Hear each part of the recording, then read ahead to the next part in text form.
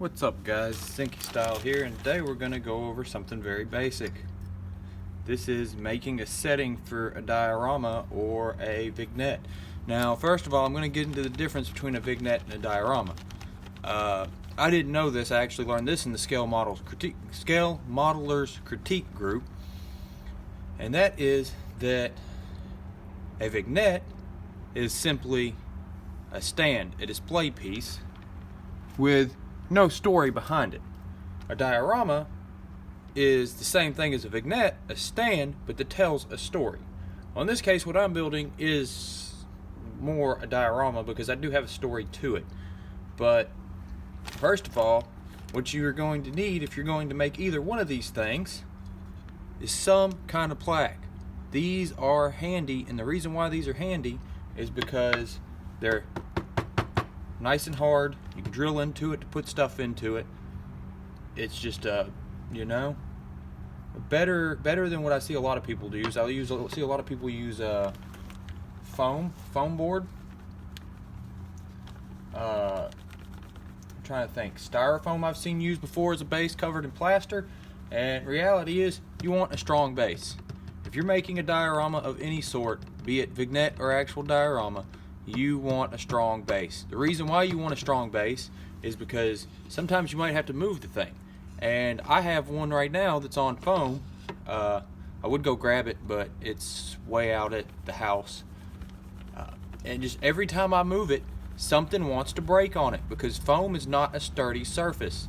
In fact, foam has flex to it, so if you drop it or something gets really out of whack, or it's really heavy, it'll crack the plaster. Now what I have here is a bag full of hydrocal rock. Now this is a plaster. It's called hydrocal. It's extremely light, like extremely light, and it's my preference for making rock. You can use real rock, which, as you can see, I have a tray full of real rock here, which I will be using some of this in the diorama. But first things first is laying things out. See, at the start of a diorama, you don't know what you're doing. So what you want to do is lay things out. And that's what I'm going to start doing here. I'm going to set the building at a slight angle so you get to see more of it. And I'm going to take these pieces from this bag and I'm going to start placing them out. The reason I'm going to start placing them out is because I don't know where I want to put all this stuff.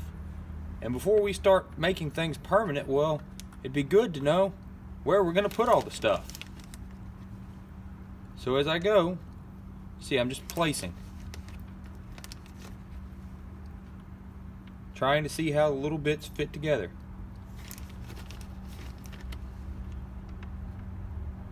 Now all this white will get painted eventually. But that's not today. Today is just placing the stuff, there we go, to make rock surfaces. Rocks are irregular. They don't have normal shapes. They don't carry all the same shapes. Now I will get through more of this today and probably make a few more videos, but this is just for placement. This is just figuring out how I want to place this stuff so that it tells a story. If this is some backwoods, back alley racing and it's in some real rough terrain.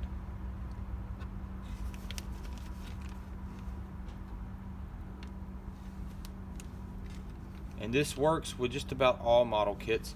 Now, how you make these hydrocal rocks is pretty simple.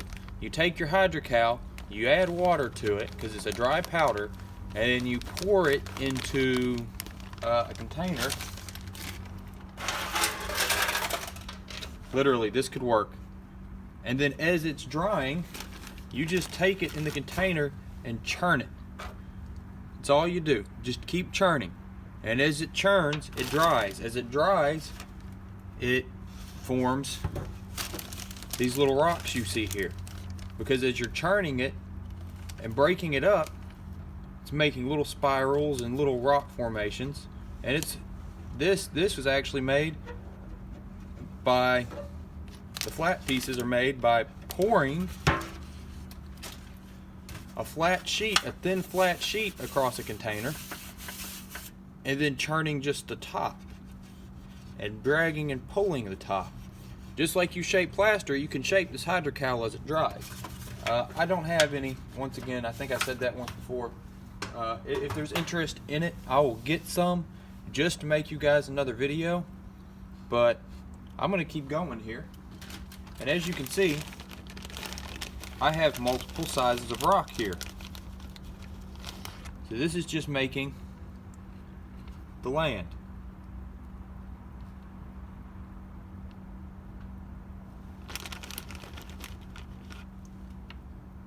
Layout is very important in a diorama though, because you want the details to match the diorama. This is basics in diorama making, is just like a portrait. You want your foreground details to be low. You want your background details to be high. The reason for this is because if I put this giant rock in front of this, well, I've covered up all my detail. You can't do that. So what I'll do instead is put this giant rock back here, which it's moving my diorama. So now that detail is covered. And as you can see, I'm just letting them settle in there. You want this stuff to fit together pretty naturally. If it doesn't fit together naturally, it doesn't look realistic. So that's what I'm trying to do, is make this fit together as naturally as possible, like this is a natural rock formation.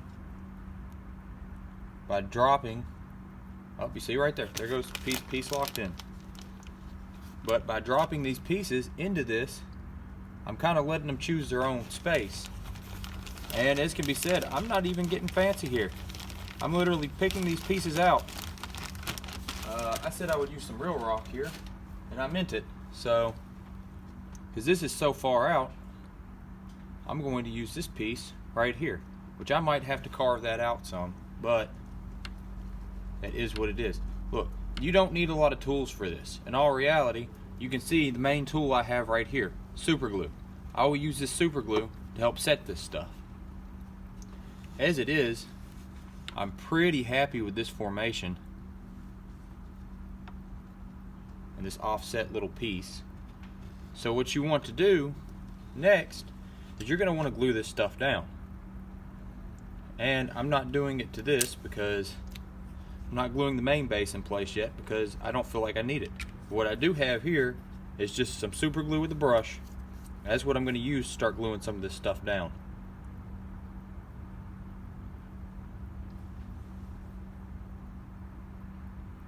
You see, I'm just layering it on there. This is the one place where you can get away with using a lot of super glue, because you want good hold on these rocks. You see, this is flat. That's where I made this in a tub and just poured a thin sheet of it and churned up the top. You can kind of see right there where I churned and moved it around, and you can see where it broke when I broke it apart. Hydrocal makes very natural looking rock. It's a very nice substance for doing so. Now I'm going to move this ever so slightly here in a second.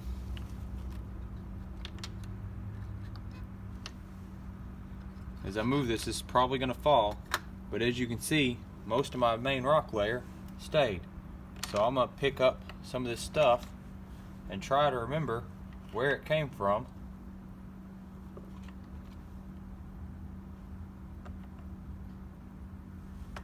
I'm left with my main rock layer. And what I'm going to do here is I'm just going to start picking up these rocks from where they were and replacing them. Do this one at a time, especially if you're having trouble remembering where the rock came from. So I'm being very liberal with the glue here because I can't look up underneath this thing right now to see where it's touching. So I just want to make sure it's secure. Said this is the one time where you can waste this glue, because let's face it, super glue is pretty cheap, and I'm actually probably going to keep this jar once it's empty to fill it back up, because this has been super handy. Alright,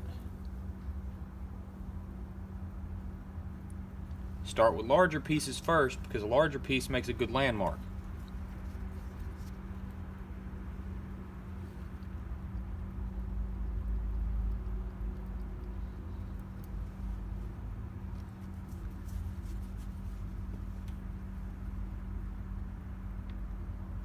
Now I moved that piece from the way it was because I saw a different way it could lock in there.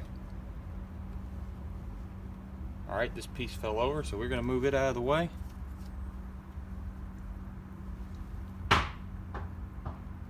Ooh, a little bottle popped in the background, made me jump a little bit. We've had a morning, we've had a rooster down this morning.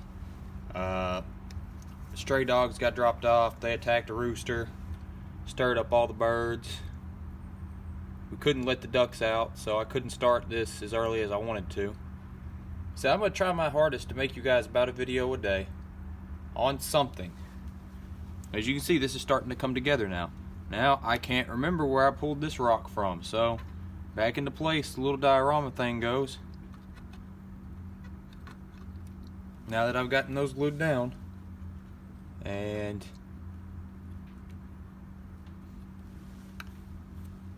back to figuring. And not always will everything you place wind up exactly where you wanted it. Sometimes you might see another better way for it to sit in there or use a different rock. You just keep going at it. It's very simple. Very, very simple. Diorama building is easy and fun. In fact, I find it to be one of the most relaxing aspects. Oh, my tongue tiedness. But I find it to be one of the most relaxing aspects of this hobby. Replicating nature is almost as fun as being out in nature, in my opinion.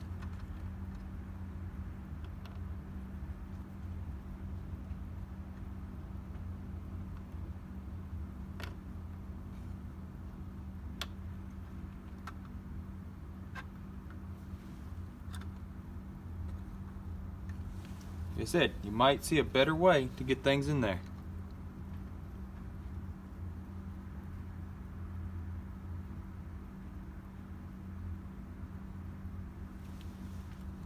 I'm going to turn this so that I can see it.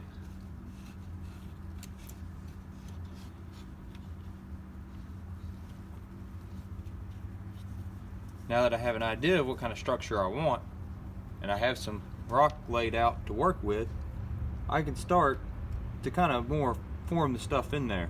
Because as the glue dries and gets a hold, you'll have a little more control over how the rocks sit in there.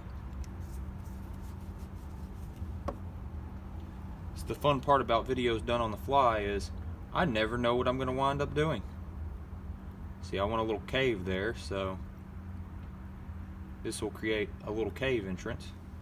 Something I also want to show you is if you can't quite get a good placement point, Superglue is real good at making a bond.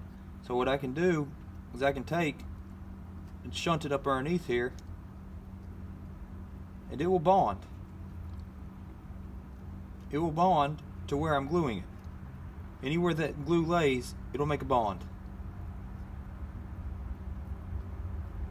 And I don't have to be worried too much about texture here because everything here is very textured. So you can see I'm just waving that brush through there. And I think the brush Superglue is real good for this because it allows you a lot of control of where the glue goes. Always, always, always, for scale modeling, use gel Superglue. Unless you're dealing with super tiny pieces of photo etch, I don't see any other way that some of this stuff is going to work. Regular Superglue is extremely, extremely thin and just kind of runs everywhere. But gel Superglue, as you can see, this is some older stuff, so it's extra thick. It's very thick, and it pretty well stays where you want it. So now I'm going to glue the bottom of this actual rock. And bada boom, bada bam. We have a spire. That is actually, I believe, a piece of petrified wood. I could be wrong, but it has rings like a tree. And it has small porous holes. Oh, I just realized my little, it's my paperweight.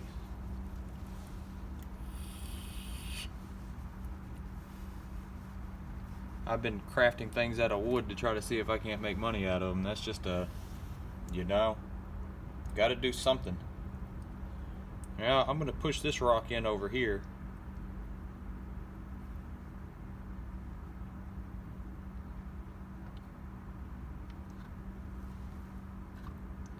Now I'm not trying to glue this base down yet because I still have a lot of painting to go. As you can see, I kind of laid a base coat of gray and I let it dry last night because I'm going to be working on making another hand painting video here coming up soon, more so on other things. But what I'm going to do is I'm going to place this rock right here.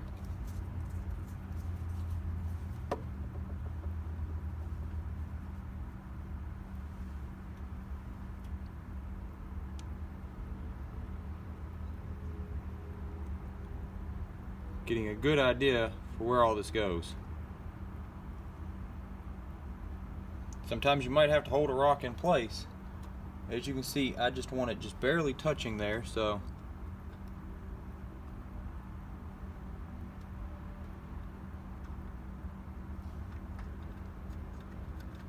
leaving just enough gap that I can lift this out of there.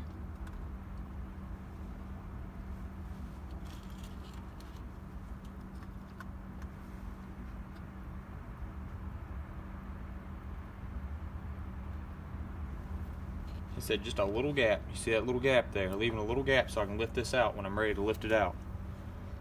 Now I've got a few bigger rocks here that I want to place, and I can't remember which one I took out of where, so that's handy.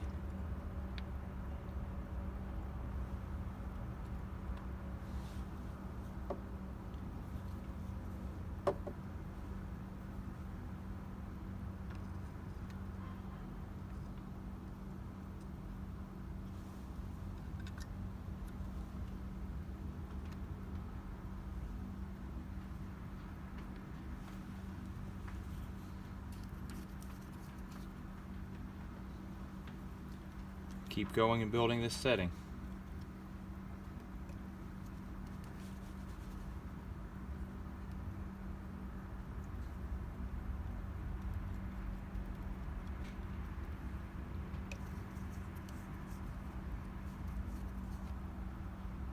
Now I understand you all won't have hydrocal rocks sitting around, but you can use real rocks for this, so it's not that big an ordeal. You use real rocks. You can use plaster. Plaster is easy to make rocks out of too. It's the same as hydrocal. Hydrocal is just an extremely light plaster. Another thing you can use is just literally say it's the hardware store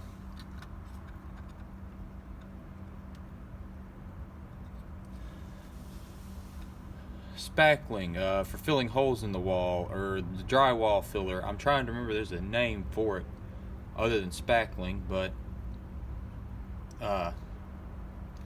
it's another form of plaster and it can be used for this. It's actually great for this. See, I'm just steady fitting this stuff in here. Where does it fit? And getting ready to layer it in there. This is how I make all my rock work. I like using individual pieces. You can make a whole rock face out of plaster, but I find this gives a much more natural appearance because it adds little holes and pock marks and things that you otherwise would not see.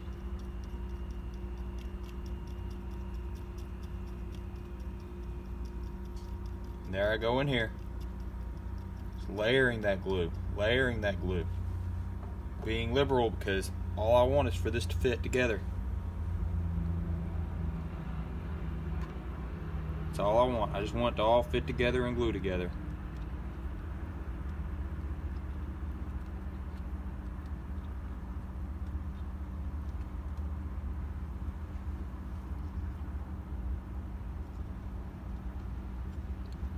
Sticking a smaller one in there.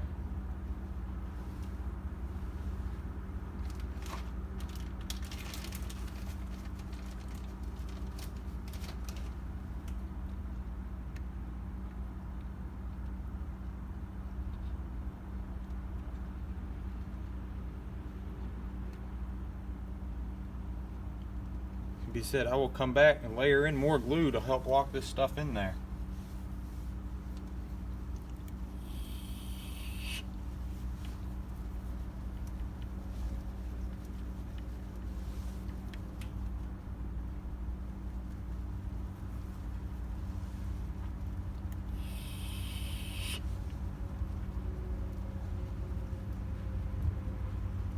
taking a vape while waiting on some of this glue to dry.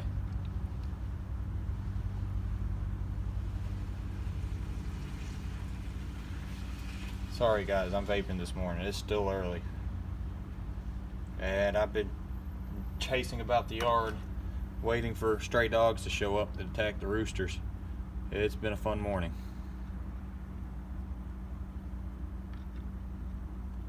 That looks like a good piece. So now this is where I'm actually going to move this, because I have a good barrier built there and I know how far forward I can come.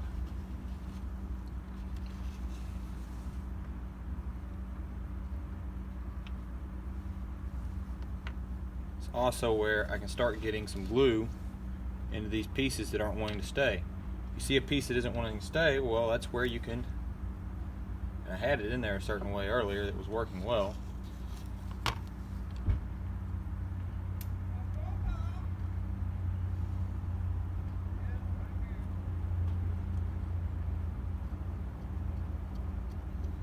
Looks like we have visitors, so as you can see, this is pretty well how you can start setting in rocks for a diorama. So I'm going to take a cut here. I'll be back with more on this later, guys.